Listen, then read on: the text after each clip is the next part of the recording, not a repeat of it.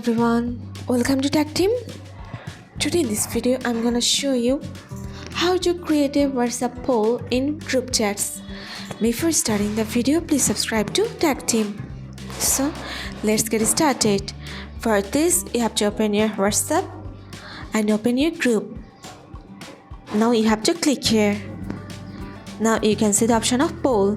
Press on this. From here you can create a poll. You can add any question and you can also add your multiple options.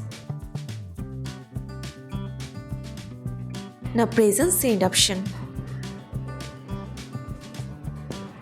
That's it.